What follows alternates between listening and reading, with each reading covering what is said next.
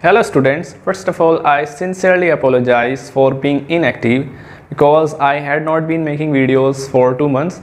Actually I had been on a pilgrimage journey to Saudi Arab and that's the reason I couldn't make videos for all of you.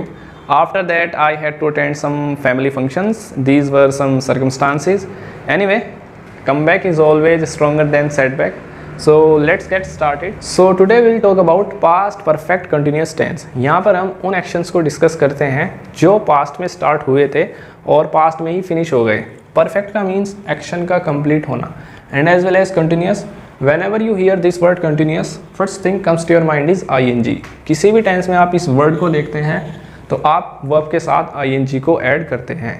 ये tense हमें explain करता है कोई action past में start हुआ था और कुछ टाइम तक वो कंटिन्यू अप हुआ और एक सर्टेन पॉइंट ऑफ टाइम पर आकर वो रुक गया. Haven't you got that? Okay, let me make it more relatable. Suppose मैं 6 मंथ्स से कंटिन्यूसली वीडियोस पोस्ट कर रहा था, but when I went to Saudi Arabia, जब मैं वहाँ पर गया एक पॉइंट पर आकर मैंने स्टॉप ले लिया. कोई एक्शन चल रहा था बट एकदम सडनली रुक गया.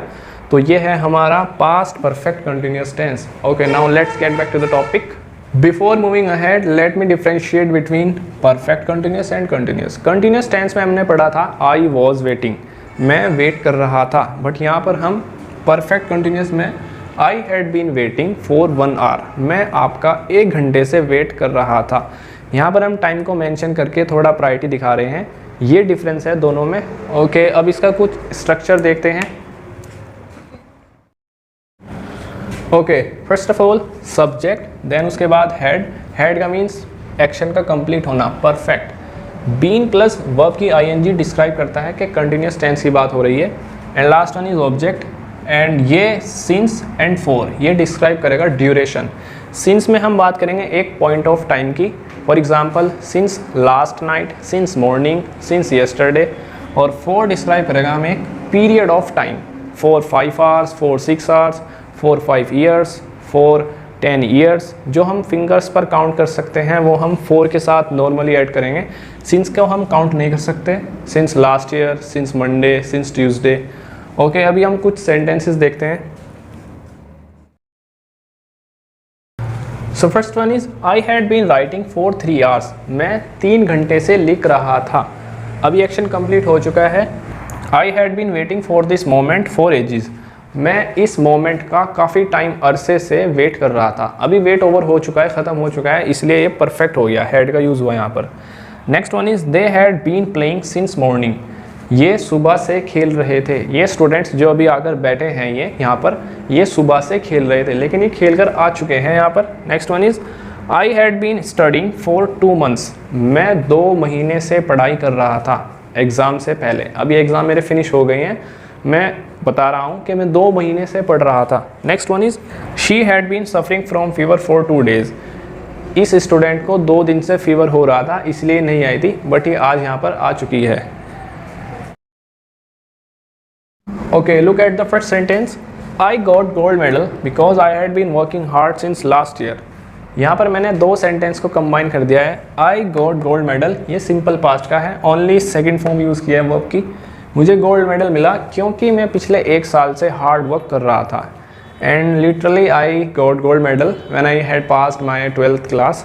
Okay, they fell ill because they had been eating junk food since April. यहाँ पर भी मैंने 2 सेंटेंस को कंबाइन किया है. दे फेल इल ये सिंपल पास्ट का सेंटेंस है. फॉल का फेल हो गया है सेकेंड फॉर्म, बीमार हुए क्योंकि वो जंक फूड खा रहे थे अप्रैल महीने से. अप्रैल एक पॉइंट ऑफ टाइम है, काउंट नहीं कर सकते आप, सिंस का यूज़ होगा इसके साथ. और जंक फूड खाकर वो बीमार हो गए, यानी कि फ़ास्ट फूड खाया उन्होंने, स्ट्रीट में मिलता है जो. Okay, let me tell you an interesting fact. इस टेंस में आपको कन्फ्यूजन नहीं होगी कि आपको किस सब्जेक्ट के साथ कौन सा हेल्पिंग वर्ब यूज़ करना है. फॉर एग्जाम्पल हमने प्रेजेंट में हैव हैज़ पढ़ा है, यहाँ पर सभी सब्जेक्ट के साथ आपको हैड का यूज़ करना है. आई, वी, यू या आप कोई भी नेम ले सकते हैं. सपोज सिप्तेन had been waiting for 1 hour, सिप्तेन 1 घंटे से इंतज़ार कर रहा था. कोई भी आ सकता है सब्जेक्ट. सो हमने जितने भी सेंटेंस अभी देखे हैं वो सब अफर्मेटिव थे, यानी कि पॉजिटिव सेंटेंस. अभी हम नेगेटिव सेंटेंस देखते हैं. नेगेटिव में हम हैड के बाद नोट का यूज़ करेंगे after had, like had not been waiting, had not been writing. Let's see a couple of sentences. Okay, so first one is I had not been feeling well since Monday. मुझे Monday से अच्छा feel नहीं हो रहा था। अभी मैं doctor से कंसल्ट कर चुका हूँ, मेडिसिन ले चुका हूँ। ये एक्शन पहले का है, कंसल्ट करने से पहले। अभी मैं अपने फ्रेंड्स को बता रहा हूँ कि मुझे मंडे से ना अच्छा फील नहीं हो रहा था, मैं डॉक्टर को विजिट किया, कंसल्ट किया, अब now feeling better. Next one, he hadn't been studying when I met him. यहाँ पर मैंने हैड नॉट का कॉन्ट्रैक्शन यूज़ किया है। हैड नॉट को आप हैडंट बोल सकते हैं। सो जब मैं उससे मिला था तो वह स्टडी नहीं कर रहा था, यानी कि मैं उससे जब मिला तो मैं उसके साथ कुछ टाइम रहा था और उसने उस टाइम पर कोई स्टडी नहीं की थी किसी भी सब्जेक्ट की, और उसके एग्ज़ाम्स ऑन द वे थे, आने वाले थे, बट वो स्टडी को लेकर बिल्कुल भी एक कंसर्न नहीं था उसका कोई भी। ओके, अभी हम कुछ देखते हैं interrogative sentences. Okay, here I have written the structure of interrogative sentence. यहाँ पर आपको हैड और सब्जेक्ट को इंटरचेंज करना है, इसको पहले यूज़ करना है, इसको इसके बाद। WH फैमिली वर्ड से स्टार्ट कर सकते हैं अगर आपको एक्सप्लेनेशन जानना है। For example where, what, how, why, when.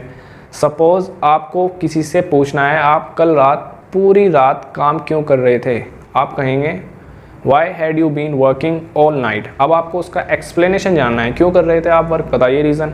और या फिर आप स्टार्ट कर सकते हैं हैड से। Had you been working all night, क्या आप पूरी रात काम कर रहे थे। अभी वो आपको जो आंसर देगा वो येस एंड नो में देगा, हाँ कर रहा था या फिर नहीं कर रहा था। WH यूज़ करने के बाद आपको एक्सप्लेनेशन मिलेगा, what had you been doing there, आप वहाँ पर क्या कर रहे थे। अभी आपको जानना है वो वहाँ पर क्या कर रहा था। सो कुछ सेंटेंसेस देखते हैं। Okay, so first one is where had you been playing since morning. आप सुबह से कहाँ पर खेल रहे थे, आप खेल कर आ चुके हो, मैं पूछ रहा हूँ कहाँ पर थे आप।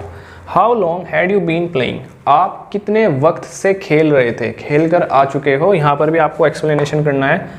How long, oh I wrote 2 times long, sorry for that. How long had you been waiting to get your flight at the airport, आप कितने वक्त से इंतज़ार कर रहे थे अपनी फ़्लाइट लेने के लिए जब आप एयरपोर्ट पर थे। Next one is how long had you been there, आप वहाँ पर कितने वक्त से थे। सपोज़ आपकी पोस्टिंग थी किसी सिटी में, आप वहाँ पर वर्क करते थे, बट अब आपका ट्रांसफ़र हो गया है न्यू वर्क प्लेस पे, आपको वहाँ किसी ने पूछा कि आप वहाँ पर कितने वक्त से थे। How long had you been there, यहाँ पर कोई ING वर्ड नहीं आएगा बिकॉज यहाँ पर वर्ब नहीं है, ओनली हेल्पिंग वर्ब यूज़ कर रहे हैं हम इसीलिए। सो ऐसे सेंटेंस को भी आप ध्यान से देखना।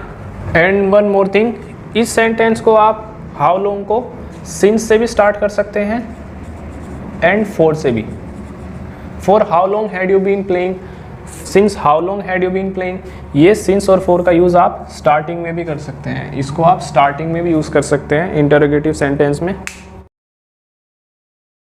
Okay, so first one is had you been working all night, क्या आप पूरी रात काम कर रहे थे। बिकॉज यू लुक टायर्ड, आप एकदम थके हुए लगते हो। सो यहाँ पर आपको यस नो में आंसर मिलेगा बिकॉज आपने हैड से स्टार्ट किया है, ये हेल्पिंग वर्ब है। Next one is had she been singing song when you reached there, जब आप वहाँ पर पहुँचे थे तो क्या वह गाना गा रही थी। एक्शन ये पास्ट में चल रहा था इसलिए आपने पूछा व्हेन यू रीच्ड देयर, जब आप वहाँ पर पहुँचे। सो इसमें भी आपको आंसर येस और नो में मिलेगा। So that will be all for today guys. To boost up your communication skills, you need a lot of practice, and I highly recommend you to just read and write these sentences a couple of times. I'm sure you will become more comfortable and you will be able to speak English more fluently. And although if you have any doubt, please feel free to ask me. Let me know in the comment section. I would be really happy to help you, and thank you for watching this video. Please don't forget to subscribe my channel.